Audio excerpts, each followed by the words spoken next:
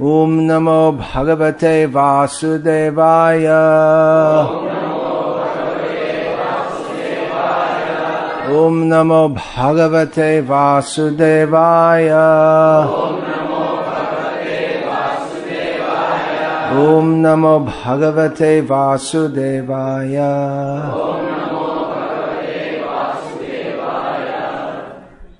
Srimad Bhagavad-gita as it is, translation and commentary by His Divine Grace A.C. Bhaktivedanta Swami Prabhupada, Chapter 6, Text 43. That's the one written on the board? Yeah. Tatra tang buddhi sangyogam labhate paurvadehikam yatate chatato bhuya Sangsiddhau Kurunandana.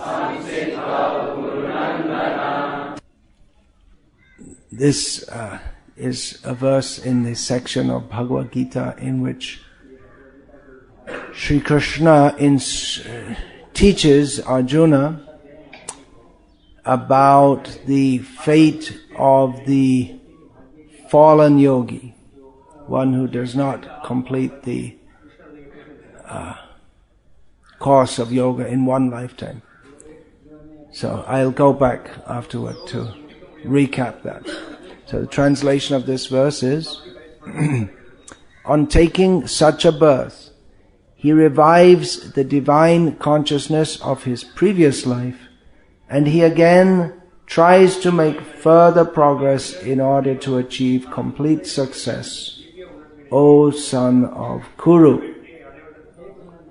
Purport. King Bharata, who took his third birth in the family of a good Brahmana, is an example of good birth for the revival of previous transcendental consciousness.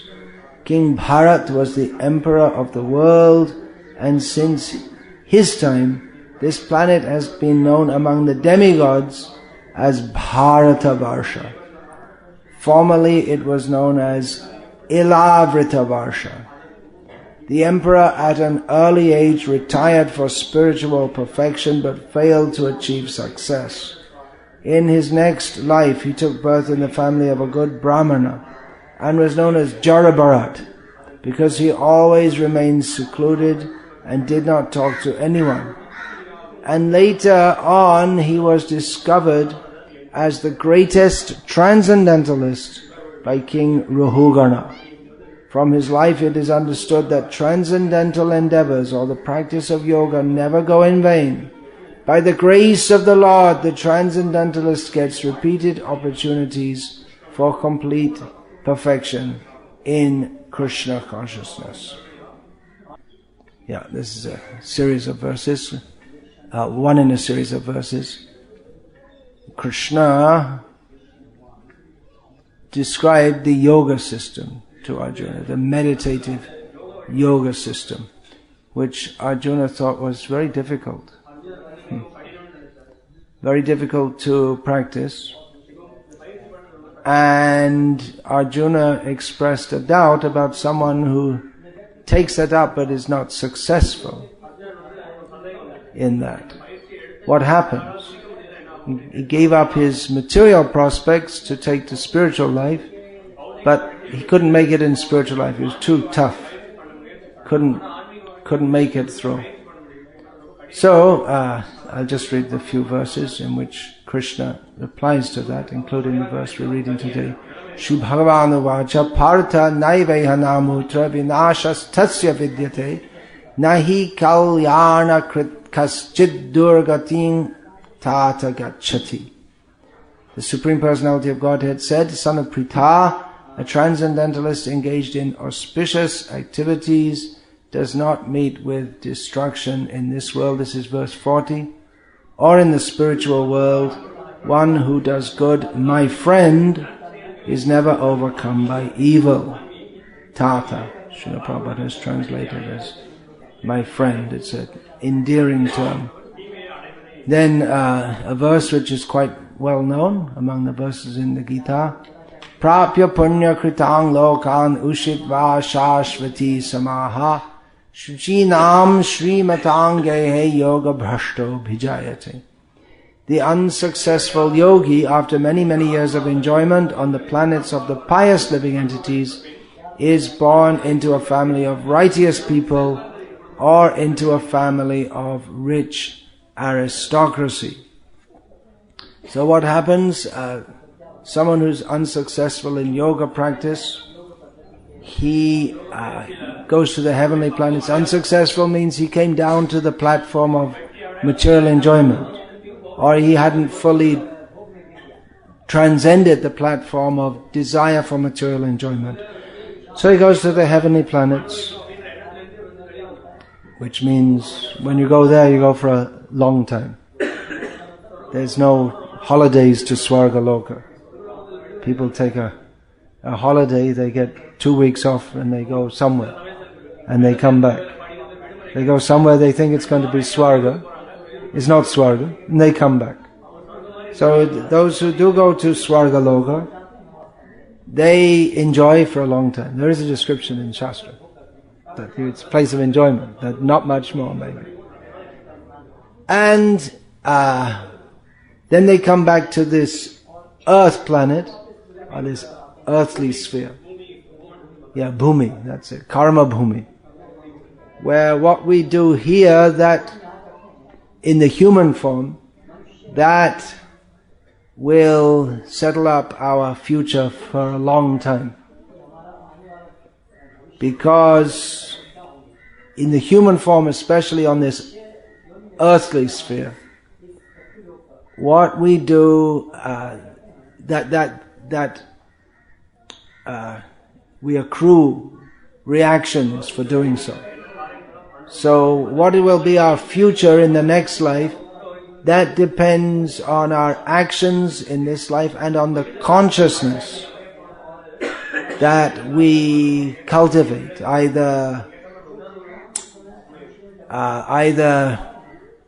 deliberately or just it happens. The cultivation of a certain type of consciousness, that is particularly the endeavor of the yogis.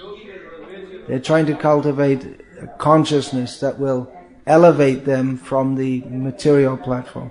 And others who are not very thoughtful, they just go through life, and whatever kind of association they get, their consciousness is determined by that, which is not very intelligent. The intelligent person, atato brahma jignasa, he thinks, what is the purpose of life, the meaning of life, well, specifically Brahma means that which is supreme. What is the nature of the supreme? That question is asked by a very intelligent person, and according to the answer that they find, they mold their life for the sake of understanding what is Brahma, for Brahma Gyan, transcendental knowledge. And most people, they just, whatever everyone else is doing around them, they just follow, which in the modern age means you go to school, you get a job, you work and you die, and in the previous age meant that's described previously for the persons who are attached to the Karma Kanda section of the Vedas, they will perform activities so that they can be elevated to the heavenly planets for sensual enjoyment. So they go to the heavenly planets, and the fallen yogi also goes, but when they come back with a different kind of consciousness. When they come back to this earthly sphere, then those who are interested in material enjoyment, they go on being interested in material enjoyment. And those who are born into a situation which is of more elevated consciousness, they might for some time be interested in material enjoyment. That's discussed here, that they will revive the consciousness of their previous life, but it may not be immediately. This Shuchinam Srimatam Gehe, that's described by the Acharyas as the yogi who is unsuccessful, but he's made a good attempt. He's tried to come out of this world of birth and death. So he comes back in a family of brahmanas or a family of vaishyas, it's described here, not kshatriyas. Arjuna was in a kshatriya family, but the family of Shuchi means brahmana. So in the Chatur Varga, the four goals of life, dharma, artha, kama and moksha, those who are really brahmanas, they will be interested in dharma and moksha, and not very much, if at all, in artha and kama. Although it's difficult for the brahmanas not to be interested in ladus. The saying is there, brahmana modaka priya, so they have to overcome those desires. And nowadays it's brahmana coffee priya.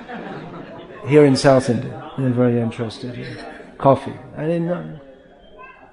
But it's not such a bad thing, but at the same time, you can't get moksha if you have to stop at the coffee stall on the way out.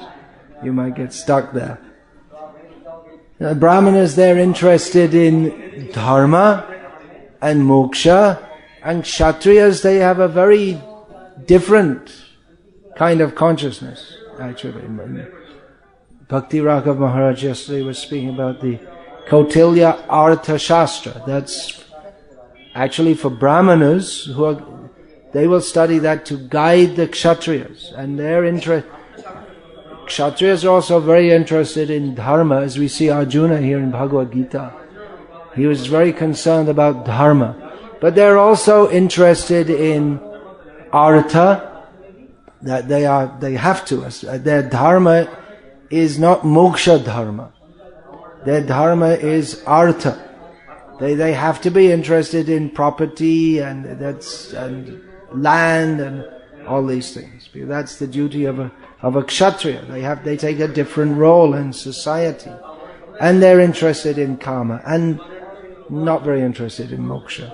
That's for the brahmanas. And Vaishyas also, they're very much interested in dharma, artha. For them, artha is the main thing. Gain. And for the kshatriya also artha, but they don't produce anything. The Vaishyas, they are producing. And they're also interested in karma, but it's all regulated by dharma. And that's for the Shudras, they're interested in karma, sense enjoyment, and they're also interested in artha, but not in the same way that the Kshatriyas and the Vaishyas are interested, because they don't get much of it, and it's not their duty to generate it, as with the Vaishyas, or to regulate it, the Kshatriyas, they regulate artha and they collect it and they distribute it as required. But the Kshatriyas and the Vaishyas, they're interested in artha for the sake of dharma, but the Shudras, they're only interested in artha for the sake of karma. But the difference between a Shudra and the lower than a Shudra is that they do have a sense of dharma also. So they're not completely out with the Chandalas and others. So the Kshatriyas also, they may be, we see there are many cases, the instance here is given of Bharat Maharaj in this purport. So it's common that at some point they will leave the life of a king and adopt a life which is very similar to that of the Brahmanas, of the renounced Brahmanas, of total renunciation, severe renunciation. for the sake of moksha. So, while they're acting as a kshatriya, then their focus is not on moksha, but they may come up to that at some point. So the fallen yogi is born in a family of brahmanas, and there may be different kinds of brahmanas also. Some of them are interested in money and all these things, but they're not very good brahmanas. The real brahmana is not interested in material enjoyment, but he follows dharma very strictly, and he's interested in spiritual knowledge. That's the shastric knowledge and ultimately spiritual knowledge. So the yogis who are doing better, they are, but still they didn't achieve perfection in one life, or they fell from that position. They're born in a brahmana family. We're here talking about when the varnashram system was actually functioning, as it was to a large extent when Krishna spoke this. We're not talking about someone who's in the modern age is considered a brahmana due to their surname and not much else. Or kshatriya, vaishya, shudra, whatever. And one who is less developed, he may take birth in a vaishya family. He's also very pious. The brahmanas and the vaishyas, they tend to be at least vegetarian. Not all brahmanas are vegetarian by culture, but most of them are. Whereas kshatriyas and shudras, they tend to be meat eaters. So there's that piety there, and they're born in such and such a family. And then atava yoginam eva kule bhavati dhimatam etadhi durlabhataram loke janma yad idrisham. And if here Srila Prabhupada has put this in brackets, or the editors at least have put it in brackets, or if unsuccessful after a long practice of yoga, that means he's very elevated in yoga, but still somehow he fell down from that position or was not successful in his practice. He takes his birth in a family of transcendentalists who are surely great in wisdom. Certainly such a birth is rare in this world. It's rare in this world because transcendentalists are rare, and mostly they're not married also. So a family of yogis, it's not so many. Those who are really very serious about spiritual life. The number of brahmanas in society is few, but most of them are not transcendentalists. There may be some, especially they're mostly involved in they may be involved in karma kanda, and if a brahmana becomes a transcendentalist under the Shankara Advaita system, then if he's actually going to follow that, then he has to take sannyas. So there's not much hope of taking birth in such a family. Whereas the Vaishnavas, they are transcendentalists, and they can be married but they're transcendentalists. Their goal of life is Krishna. So practically this verse refers to, in the modern age, that would mean Vaishnav family, especially those who are born in family of transcendentalists. Previously there were brahmanas, husband and wife. They were living as transcendentalists. If we see the rishis of yore, they were mostly married, but they were living as transcendentalists. We'll find that many of the rishis who are described in Shastra, they were married, but they were living very austere lives, and definitely their goal of life was transcendental realization. So, such a birth, if one is born in such a family, then one's opportunity for self-realization is very high. It might not be in the family of brahmanas or vaishyas. It might not happen. So, because the atmosphere is pious, but not transcendental, to pursue the ultimate goal of life, which is within the Chatur Varga, that is called moksha. And the Vaishnavas, especially those following Chaitanya Mahaprabhu, they aspire to beyond moksha, Krishna prema. The other sampradayas, they speak of moksha, but that's within the Chatur Varga. So, but they define that moksha as eternal service to Vishnu. But Chaitanya Mahaprabhu went beyond that even, and said that Krishna Vishayak Prem Param Purushartha Jar Age Chinatulya Chari Purushartha. Chaitanya Mahaprabhu said that the real goal of human life is prem, love with Krishna as the object of that.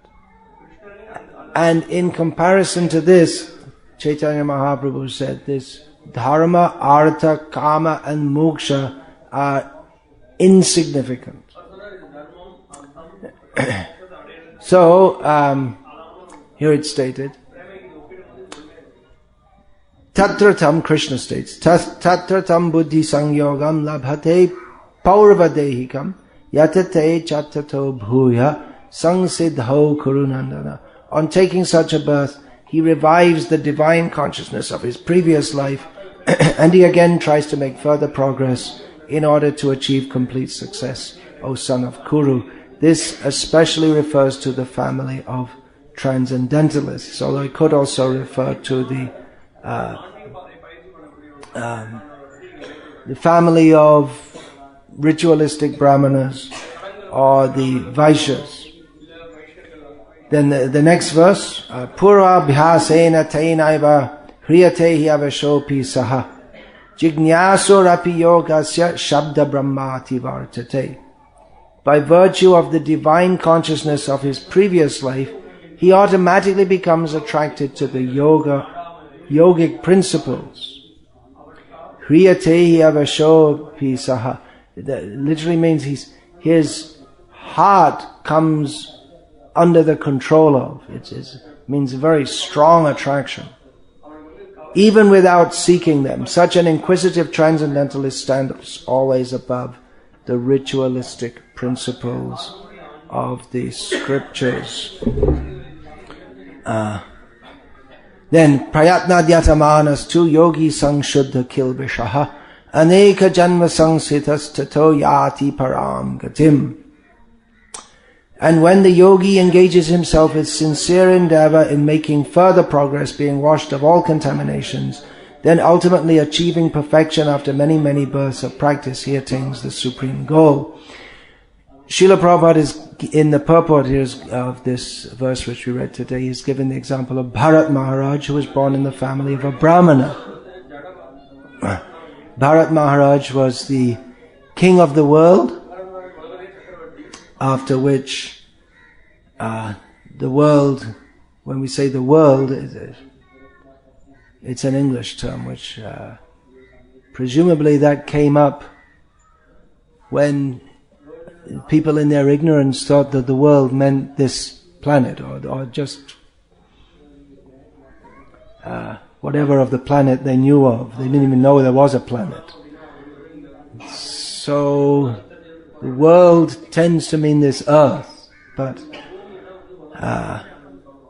there are other terms, the universe.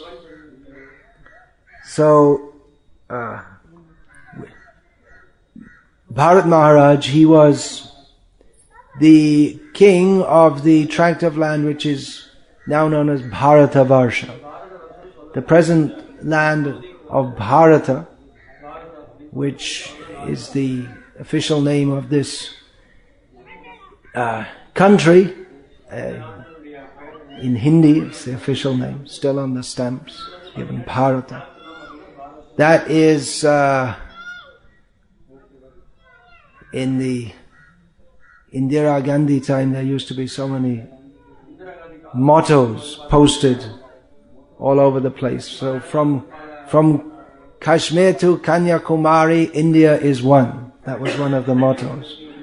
But if where's the western border? Now it's at Amritsar. But previously that went a lot further west.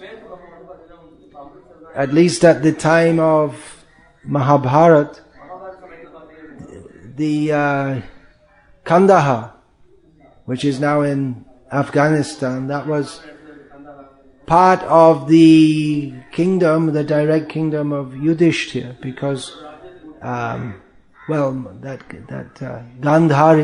she came from there. And then in the Mahabharata, where we find that the troops were coming from that far west and from Kamboja, which is now called Kampuchea, in the east. So it's a much bigger Bharata. And Bharata Varsha, the whole Varsha, it's a huge, vast area, much bigger than this little land which is now called Bharata. It's shrinking, what the conception of what means Bharata. So he was a great emperor, Bharat Maharaj, and at some point in time he left all of these things. He left the kingdom and the family and went to the forest for meditation. What happened to him? He had a tatratam buddhi samyogam moment. That he thought, all of a sudden he thought, what is all this nonsense? Kingdom, home, prestige. I'm going to the forest to find Krishna. So he did that, and he became a highly advanced devotee, but he fell down. Bhrashta Yogi. He fell down he had all the world of all things that he could enjoy. He left all that to perform severe austerities, to meditate on Krishna, and he became attracted to a little deer cub. So he took birth again. That's for brevity. Srila Prabhupada does not mention that in this purport. He took birth as a deer because he thought of a deer at the time of death. And then again he took birth in a family of Brahmanas. But these Brahmanas, although his father was a very pious man, he was not a transcendentalist. And the brothers are in this third birth that's mentioned in Srimad Bhagavatam, Jarabharat. His brothers were not even very good people, it seems. They mistreated him and they made fun of him because he behaved as if he was a madman.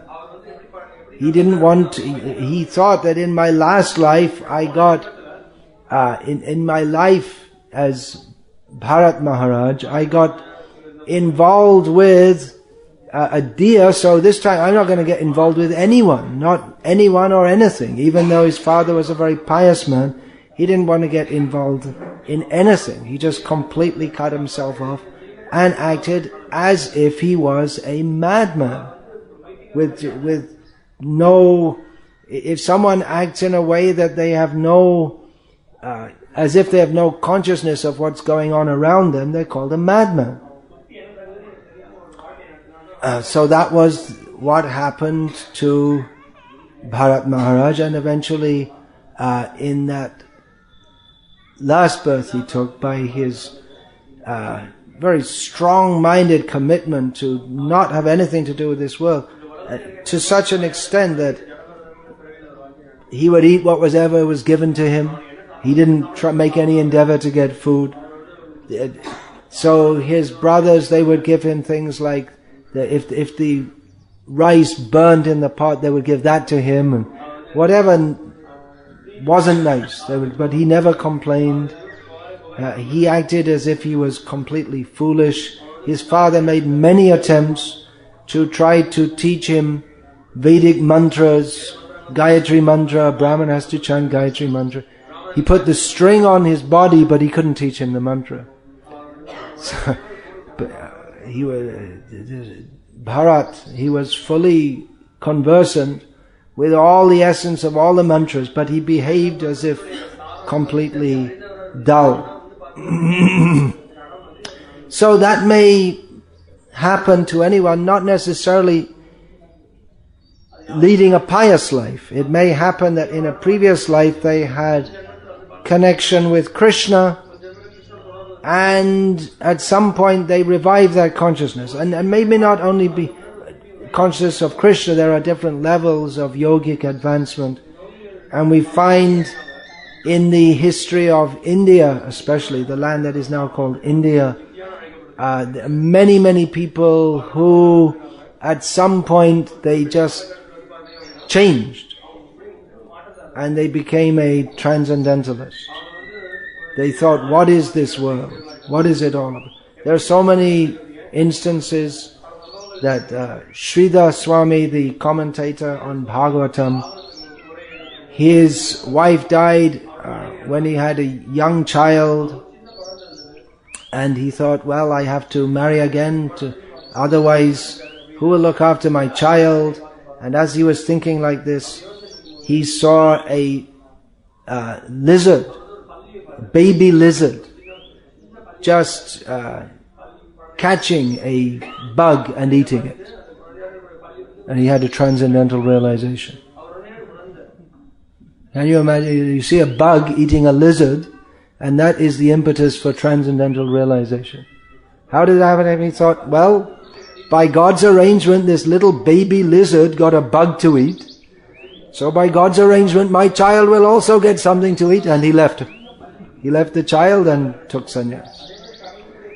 And Bilva Mangal Thakur, you all know that narration very well. You've all seen the drama of Bilva Mangal Thakur. How he was born in a Brahmana family, but he was a rascal. Or he was behaving like a rascal. He had no sense. He was attached to a prostitute.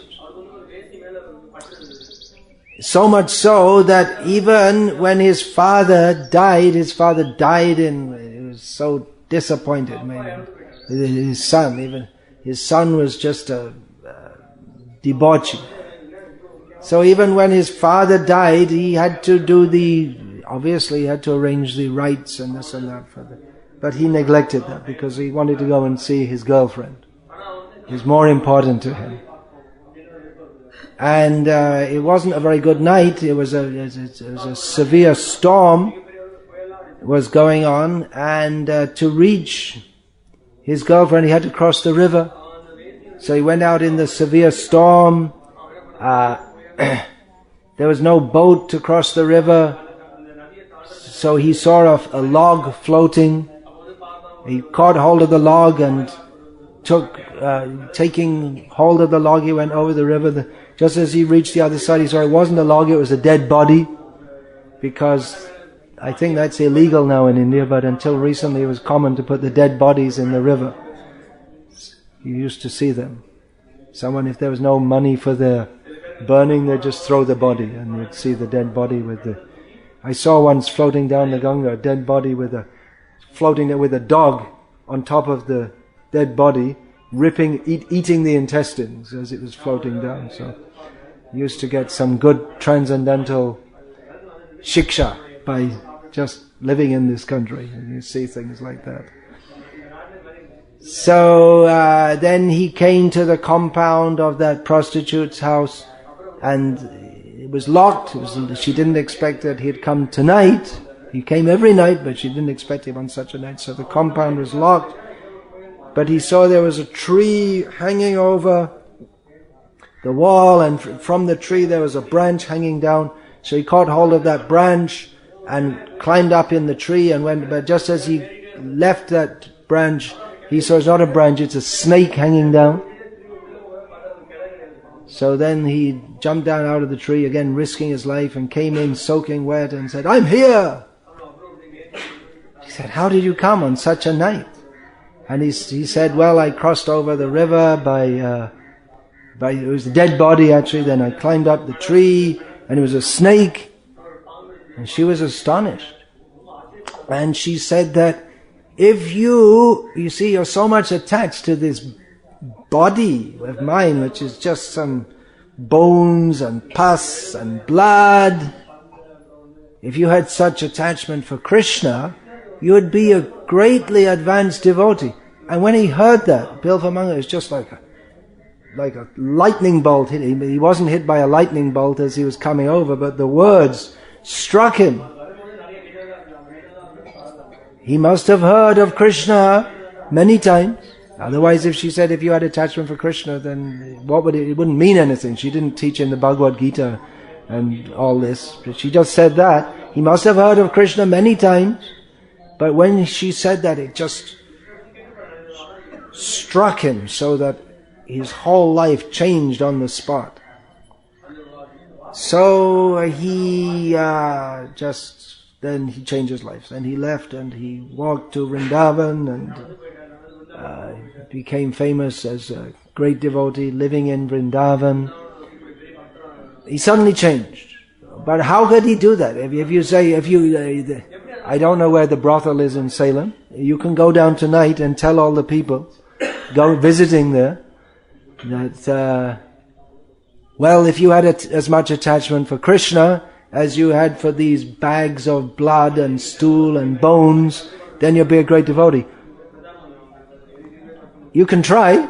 It's one kind of preaching, but it's not so likely that anyone's going to say, "Oh, okay, I'm going to Vrindavan." But it happened with Bilvamanga. How did that happen?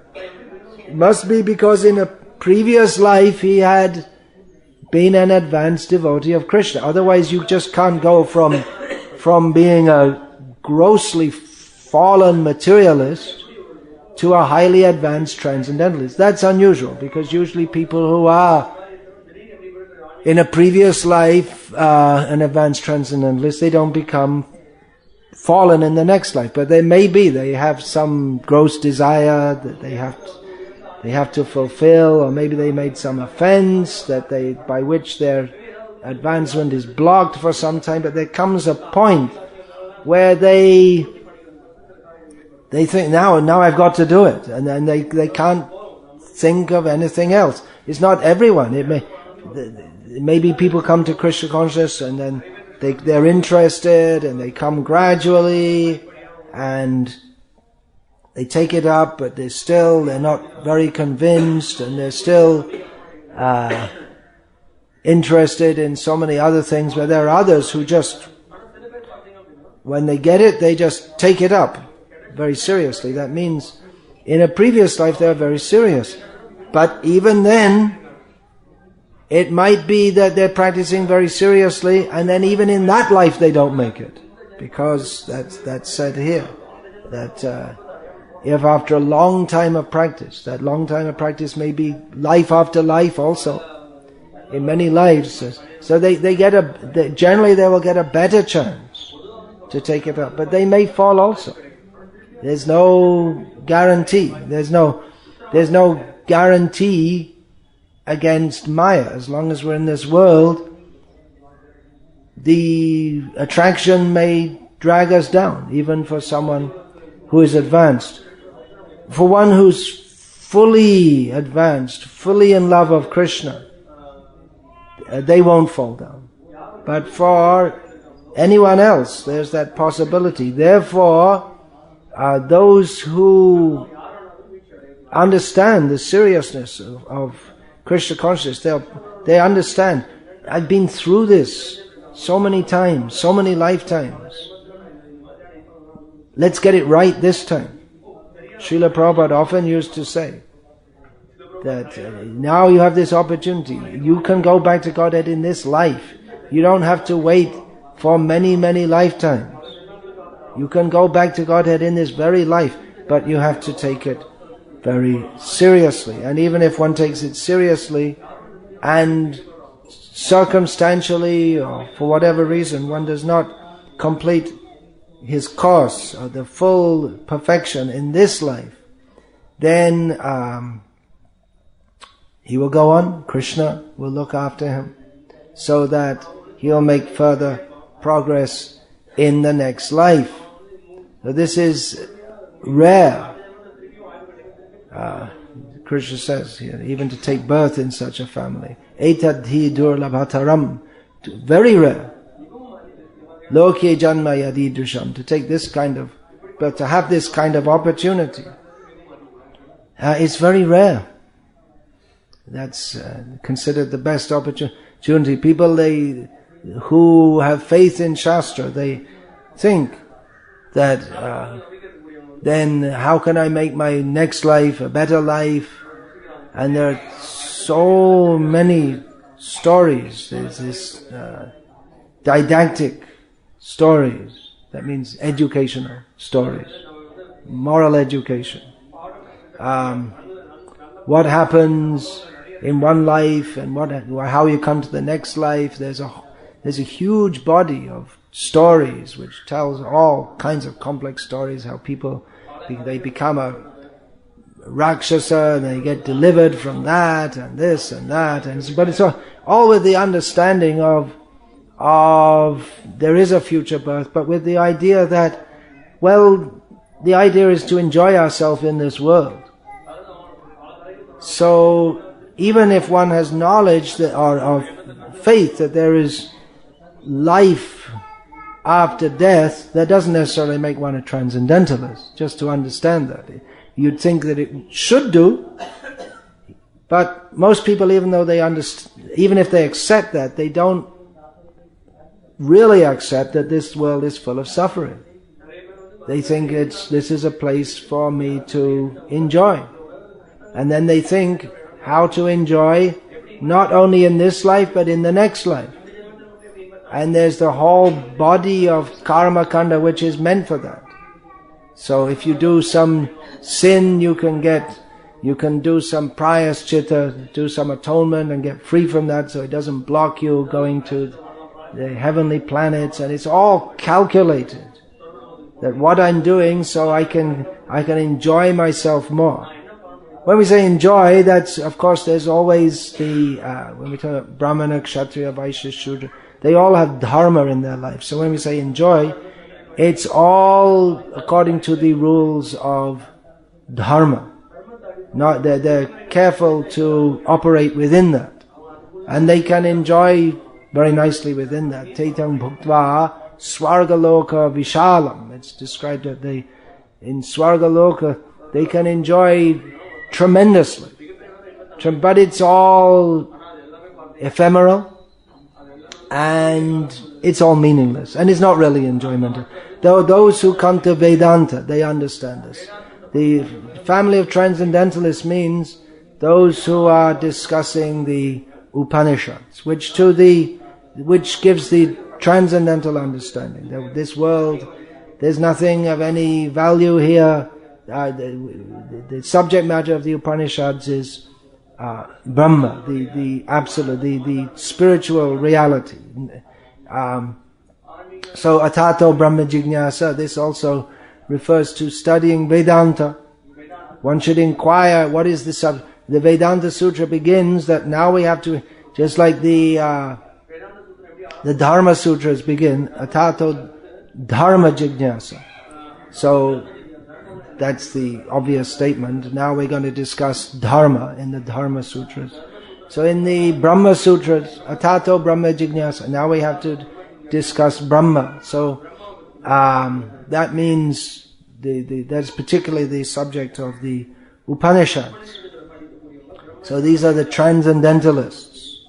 What is the nature of Brahma, the spiritual reality, and that is all summarized here in Bhagavad-gita and elaborated on in Srimad Bhagavatam. So the yogi means, in this context particularly, Krishna is talking about the yogi, one who's interested in transcendentalism, one who's interested not to get born again in this material world. And Krishna will go on to explain just after this. He tells Arjuna to be a yogi. Best to be a yogi. What is that? Tapasvibhyo diko yogi jnanibhyo pimatodikaha kami bhaschadhiko yogi tasmad yogi bhavarjuna. he tells Arjuna that better than the tapasvi, the person performing austerities, is a yogi. And generally the yogi and the tapasvi, they're considered synonymous. But it may be that others who are not yogis are also doing tapasya for some material gain. Then Jnani bhyo pimato, the yogi is better than the Jnani. So yoga is supposed to be jnana and tapasya. So what's being spoken about here? And kami bhyaschadiko yogi, and obviously better than the person who's just interested in working in this world, is the yogi. Tasmad yogi bhav Arjuna. Therefore, Arjuna, you should be a yogi. What kind of yogi? Better than a tapasvi, better than a jnani. And then Krishna explains this, the famous verse, Yoginam api sarvesham madgatena antaratmana shadhavan bhajate yomam same yuktatamo mataha. The real yogi, the best of all yoga, the whole chapter on yoga is finished now. We're talking about going off and doing meditation, but Krishna says, anyway, the best yogi is the one who with full faith in me puts his life in me and worships me. He is the best yogi. So this kind of yogi who now I have to get Krishna. Whatever has gone on in my life previous to this, he sees it as being unreal, and he might appear to be a madman. That is described earlier here in Gita, that the transcendentalists and the materialists, they have a completely different outlook. Yanisha sarva bhutanam tasyang jagarti sangyami yasyang jagrati bhutani sanisha pashyato munehe. Day and night difference. What is like day for the transcendentalist is like night for the materialist. What is night for the materialist is like day for the transcendentalist. The materialist is interested in happy life in this world. A transcendentalist, he's not only not interested in happy life in this world, but he knows there's no such thing. It's propaganda by Maya. It's the very idea of happy life in this world it's an illusion. And then the materialist thinks, oh, what is this? What is this person? He had all opportunity to enjoy this world, and he's just torturing himself.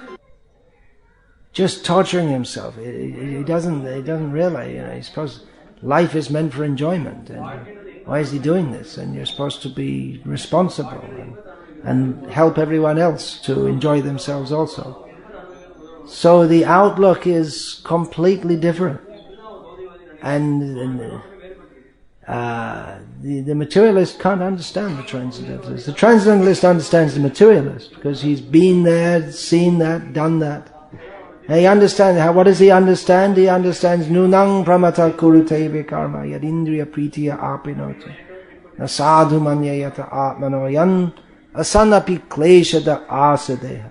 Why do the transcendentalist sees that people, they live in this world and even they'll perform sinful activities for the sake of material enjoyment. Not everyone, but their aim is material enjoyment. They don't know that by doing that, they'll have to get born again and they'll have to suffer again.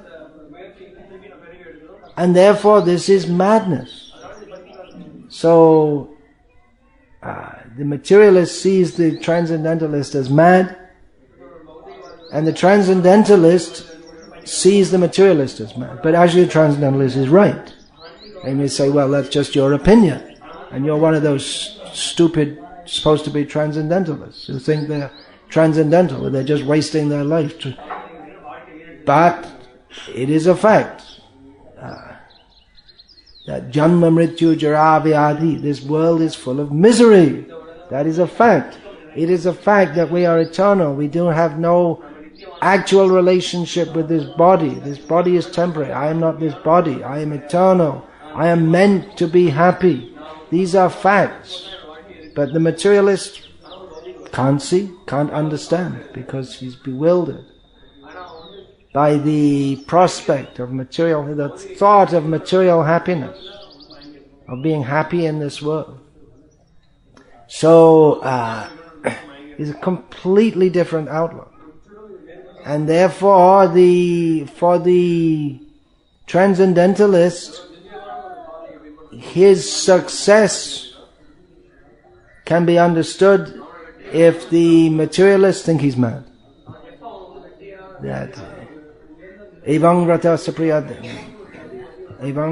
Sapriya Nama Kritya Jatanuraga Jutta Chit Uchai Hasatyato Rodati Gayati Unmadava Nrittati Lokabhayaha.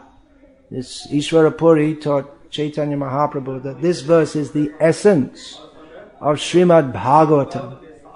That when one's feelings for Krishna awaken, then, because Krishna is very dear to such a devotee, he loves to chant the names of Krishna.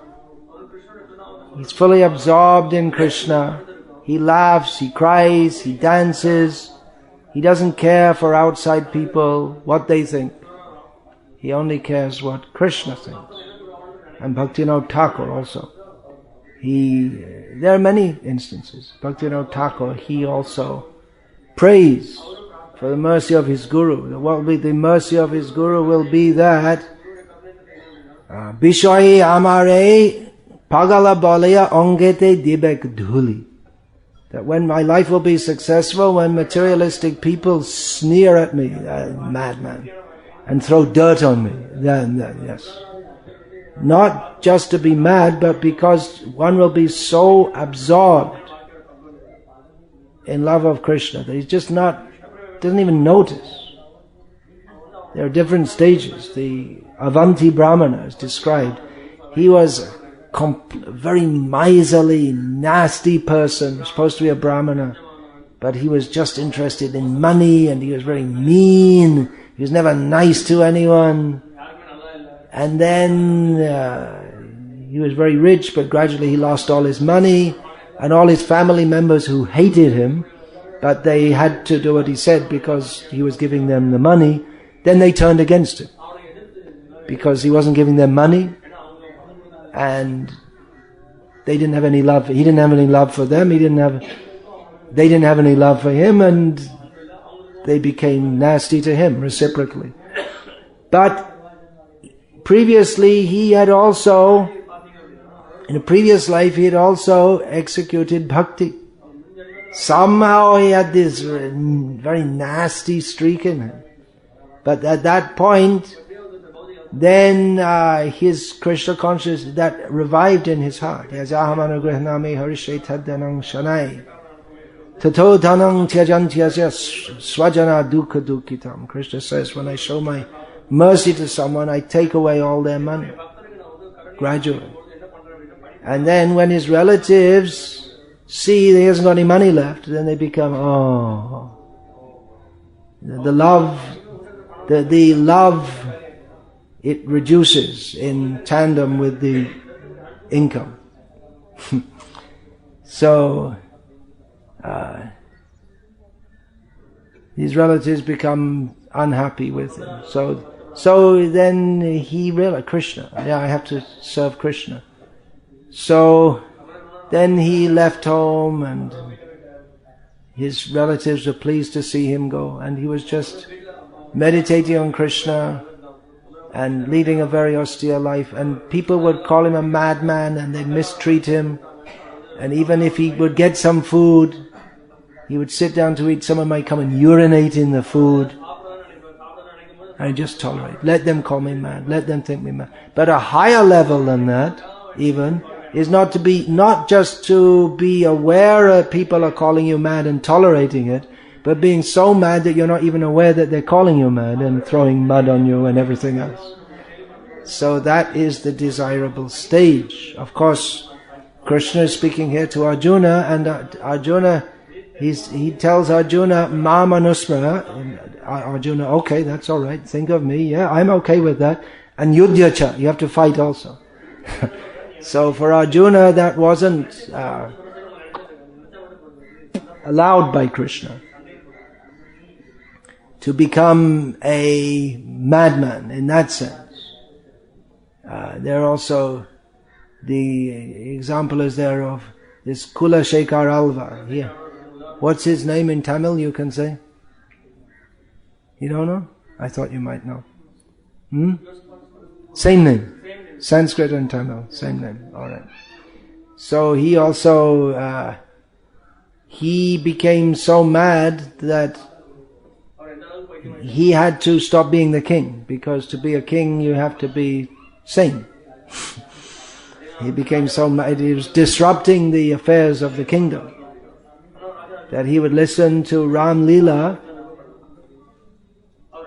and he'd hear the monkeys are all going to attack Lanka, and then he'd order all his chiefs around him, no, okay, call the troops, let's go to Lanka.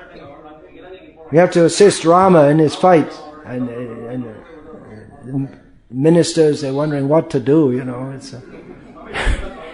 You're going to get an army and start marching, and the king in the next kingdom is going to think we're attacking him. It's a political disaster when the king goes mad. It happened from time to time in Europe. Some of the English kings, they were mad, and they just had to manage them. I mean, really mad. They just had to manage them and hope that the next one was better. That's all they could do. So, one of the qualities of a Vaishnava, which Krishna mentions, Chaitanya Mahaprabhu mentions, is apramata. He's sane. So generally he acts sanely. And Rupa Goswami also, in the rules which he gives for Vaishnavas, he says that he's not neglectful in worldly dealings. So, although a devotee is beyond dharma, artha, kama, moksha, he also generally, in most cases, they will act in this world in a sane, in a manner which is not overly disturbing to the social order. For people in general, especially for impious people, even to see anyone chanting Hare Krishna is a disturbance. They don't like that. But for moderately pious people, as long as you chant Hare, you chant Hare Krishna, but just do everything else also. So devotees, often we're asked this question, how to keep the balance. There is no balance.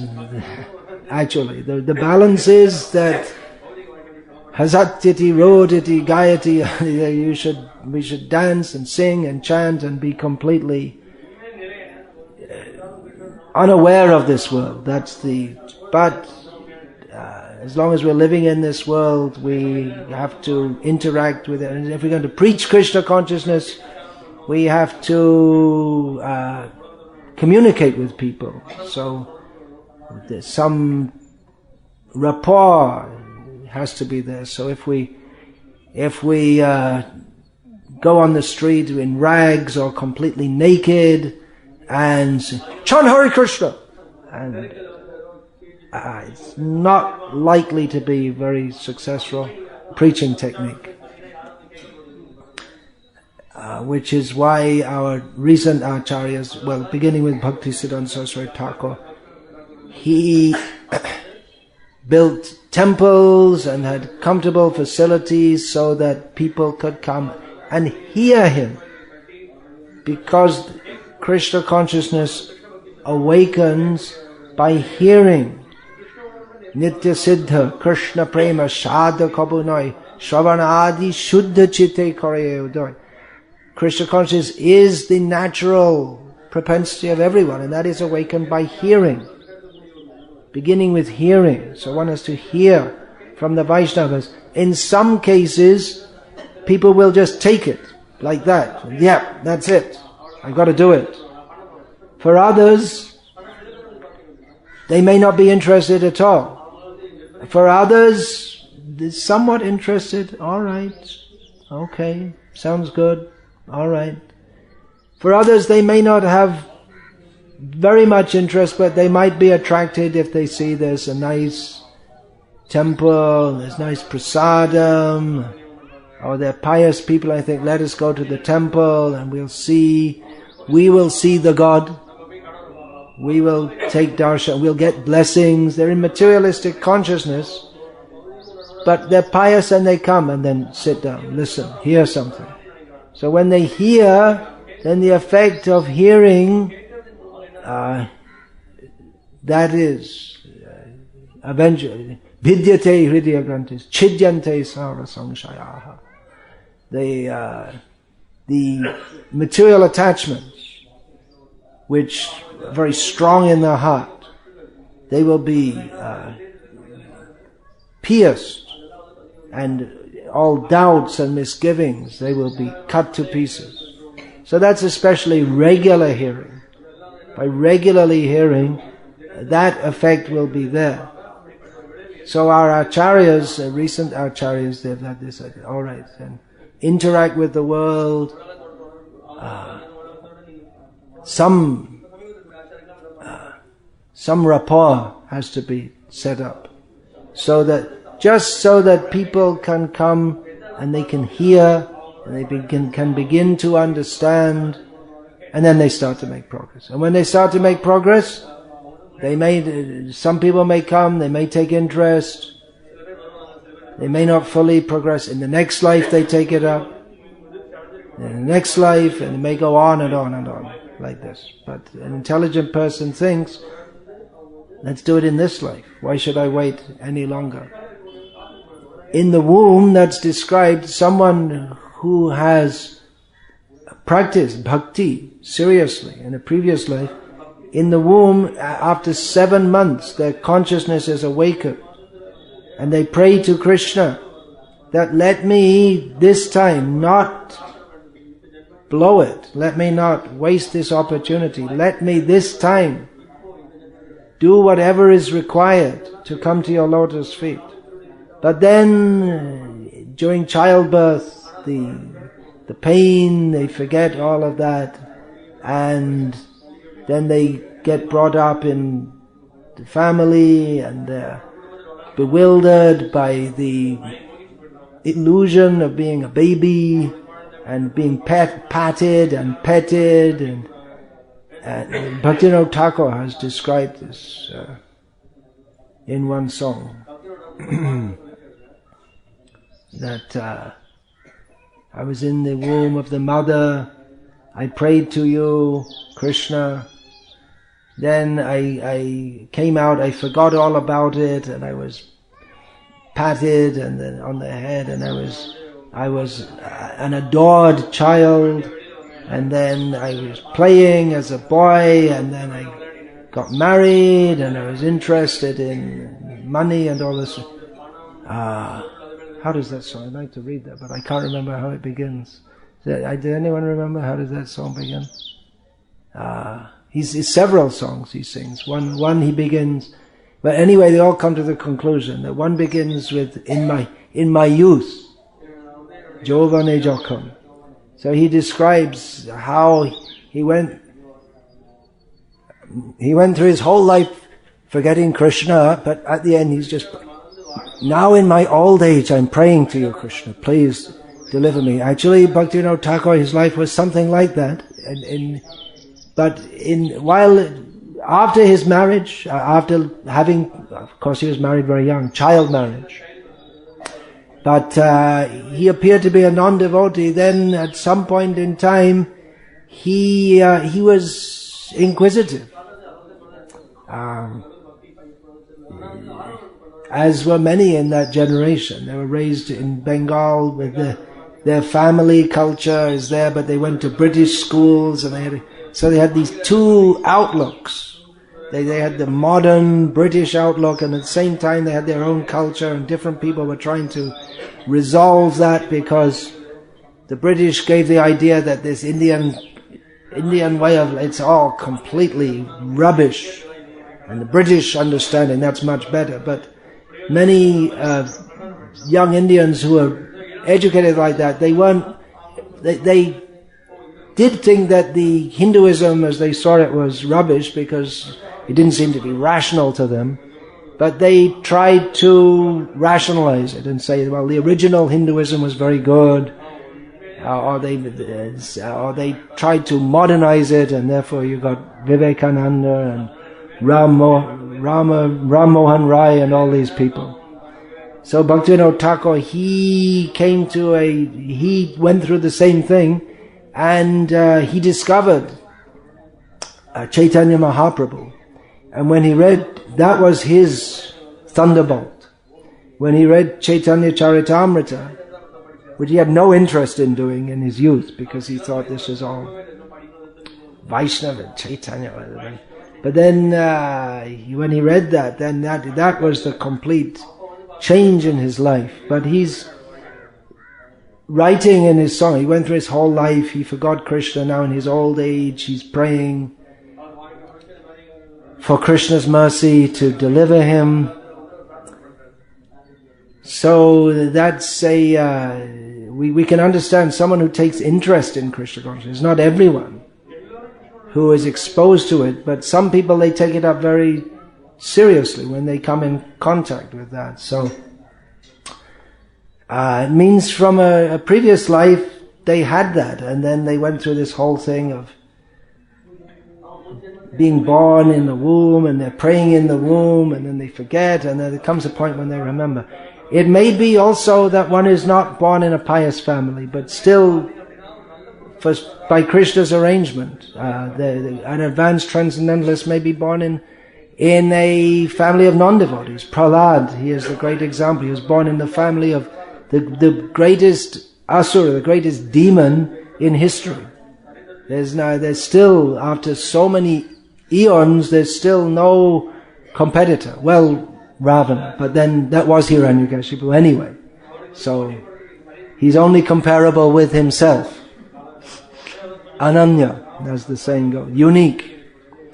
So there's no comparison. But Prahlad was such, and the devotees, they may be born in all kinds of families and situations. Vyas was born from the womb of a fisherwoman, but from the semen of Parashara, and so someone was born from a clump of grass and from a rabbit, and all different examples are given. But generally, someone will be born in a family of pious people, and they generally their inclination they can take up Krishna consciousness more easily, which is why we find in India that we're preaching the same message, or we're supposed to be preaching the same message in India as everywhere else in the world, but in India people take it more seriously, especially those who are from Hindu families, because they have exposure to this culture.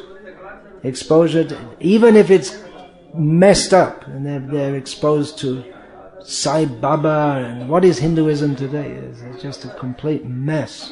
But there's still some idea is coming through. So they're more likely to take that up. But it may be anywhere also, anywhere in the world. There was one anecdote of in Vrindavan, two of Srila Prabhupada's sannyasis.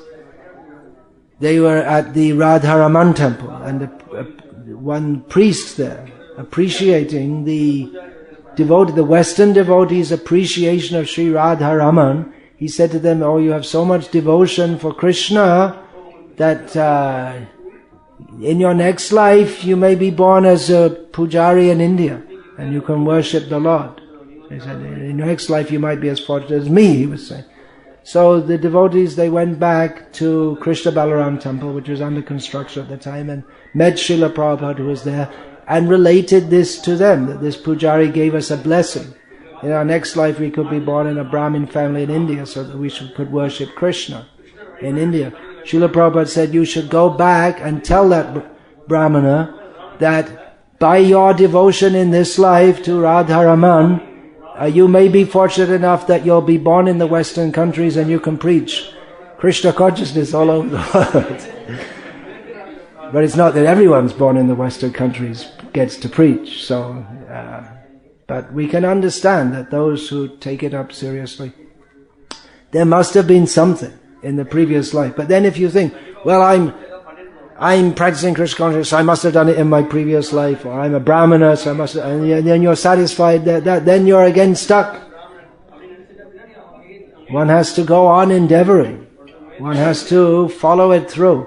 Otherwise, you could get stuck at the same level for many lives. And every life you think, oh yes, in Bhagavad-gita it says, I was a great devotee in my previous life. And the astrologer also said, if you go to the astrologer, he'll tell a devotee that they're a great devotee in every one of them. They all say. And most people, if they go to the astrologer, they'll say in your last life you were a king, or they're never any ordinary person. They always tell you were some great personality. I'm somewhat doubtful of this, because it's like they're flattering them. So you could get stuck like that, thinking, oh yeah, in my previous life. So, oh yeah, okay, so yeah. I must be, that proves I'm a great devotee. It doesn't prove you're a great devotee, it proves you're a damn fool who got the opportunity and blew it in the previous life. And if you're thinking like that in this life, then again we have the full opportunity, but again become foolish if we don't take it fully. So complacency is the enemy of progress. There are many enemies of progress.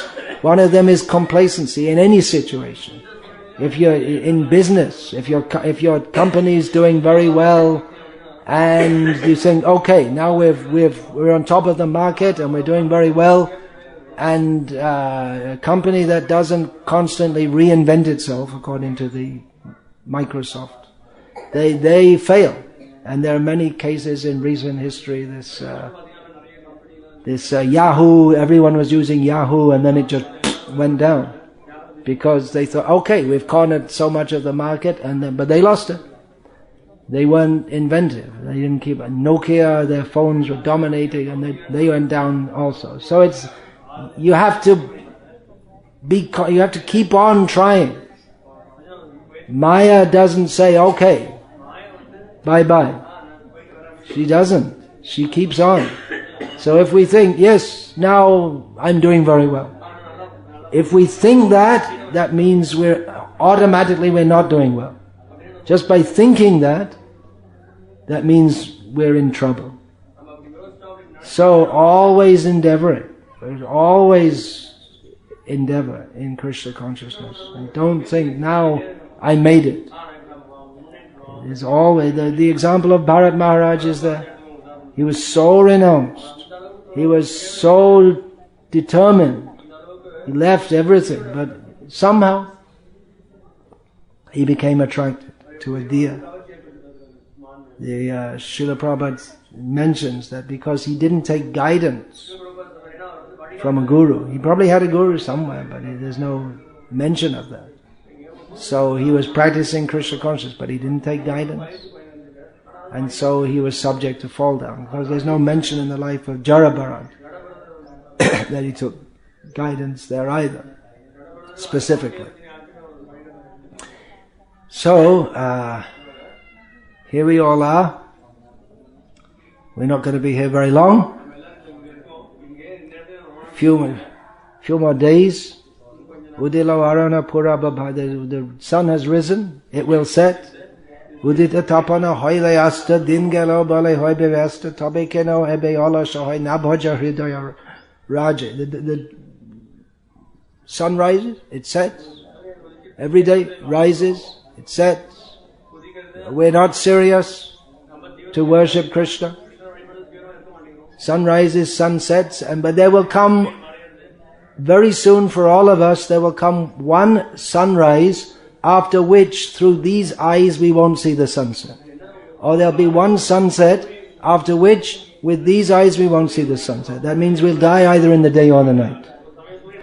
So it's coming for everyone. So where are we going to go? It's all Krishna's mercy, but Krishna gives us the opportunity to act in such a way that we can get His mercy fully. We're all getting Krishna's mercy. Someone gets Krishna's mercy to become a worm in stool. That's Krishna's mercy on them. Someone gets Krishna's mercy to merge into impersonal Brahma. Someone gets Krishna's mercy to be born in a family of transcendentalists. Someone gets Krishna's mercy that they're born in Krishna's Leela. And then there's no endeavor. At that point there's no more endeavoring to become self-realized or any such thing. That's it. That's back home, back to Godhead.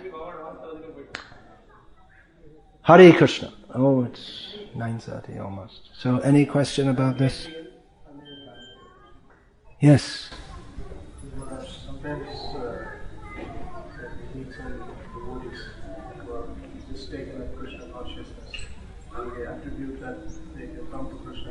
They've come to Krishna consciousness by the mercy of Sai Baba. Something like that? You're going to say, I've heard this one before.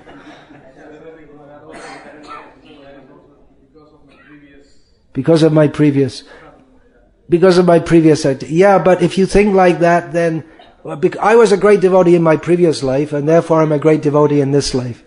Someone who thinks like that is not really on the path of bhakti at all. Yeah, it's Guruji, can you give me initiation?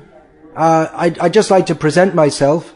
Out of my mercy, I'm offering myself to you. You can have the great good fortune of being my guru. One who thinks like this, they're not in bhakti at all. For them, bahu janma kare jadi shravan kirtan tabuta na pai Krishna pade prematan. We could go on life after life thinking we're in bhakti, and we're not. Because if we think that I'm doing bhakti, by my strength of my bhakti I'm making advancement, then we're not in bhakti at all. Bhakti means to understand that we're fully dependent on the mercy of Krishna and the devotees. Without that, that's not bhakti. Here in your South India, prapatti. Prapatti doesn't mean, okay Krishna, I'm here, what are you going to do?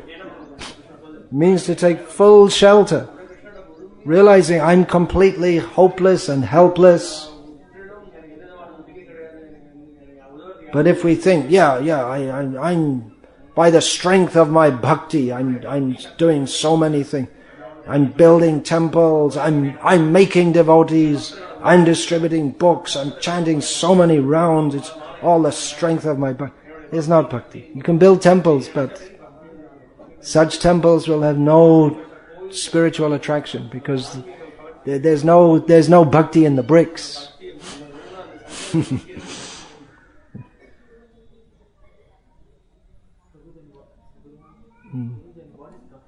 What is bhakti? Bhakti means the spirit of that I just described, that of thinking that I'm completely insignificant, I'm completely dependent on Krishna's mercy. That's the beginning. That's the beginning. Prapatti. To be completely dependent. To understand I'm very small, I have no personal ability. I'm simply dependent on the mercy of Krishna and the Vaishnava. That's the beginning. That's the entrance. And without that there is no actual bhakti. There can be what's called karma mishra bhakti or jnana mishra bhakti.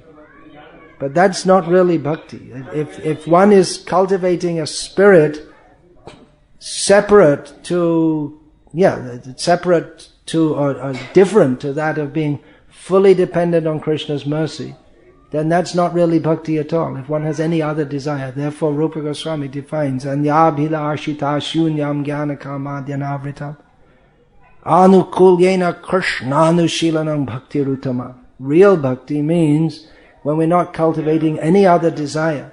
We have no personal desire, neither material or gross material or intellectual or even spiritual. That I want to get liberation. Even thinking like that means there's it's not completely pure. As long as we identify any interest separate from that of serving Krishna, without any personal motivation is not full bhakti. Heavy, isn't it? When we realize what is required, it's a very sobering consideration. What does it mean, bhakti? Vihaya kaman yasarvan pumangs charti nispriha. Giving up all personal desires, living without any desires. Nirmamo nirahankar. No sense of mine, no sense of I'm very important. Even in bhakti, if you think I'm very important. Nirmamo nirmamo. Sashantim adhigachati. And then you get shanti. That's the beginning. You just get some peace of mind. Bhakti, that's even further ahead.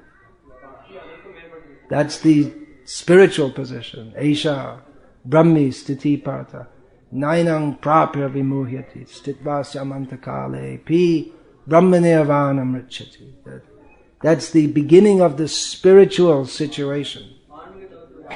That's not when one has no personal desire. That's the basis. And then one becomes eligible for, if one remains situated, then one is eligible for liberation.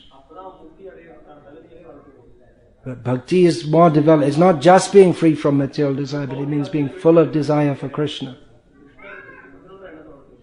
Full of desire to serve Krishna.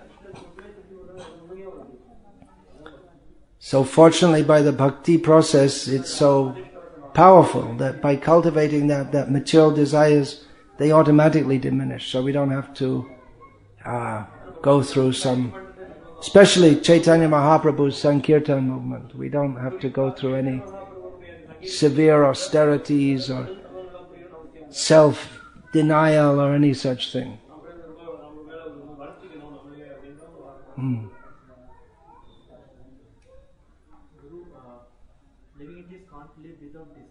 Living entities can't live without desires, that's true.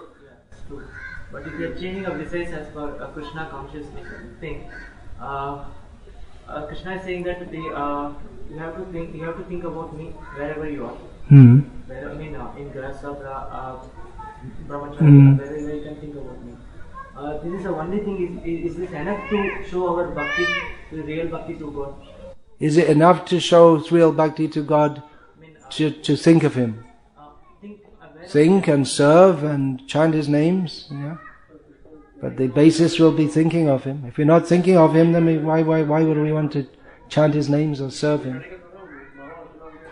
Just to think, well, if one's actually thinking of Him, then one has to serve Him. Thinking of Krishna means favorably, anukul. Anukul, what is that? Anushilan, what is that? Krishna Anushilanam. Cultivating Krishna consciousness favorably. We can think of Krishna. Kamsa was also thinking of Krishna. No, that's not bhakti. So, thinking of Krishna, understanding that I'm His servant, and then if you're a servant, then you have to serve. And that will come automatically, because that is the natural position of the living being. Then naturally one will want to chant the name of Krishna. One will want to decorate the deity of Krishna. One will want to associate with devotees of Krishna. It comes automatically. That will be there. If bhakti is there, then it won't be just passive. It will be active. There are so many things to do in Krishna's service. You serving prasadam this morning? Okay, well I guess one of them is to honor prasadam also. So, you could all go for that. Alright, we'll leave it there then. Hare Krishna! Srila Prabhupada ki jai! Bhagavad-gita as it is ki jai! Hare Krishna!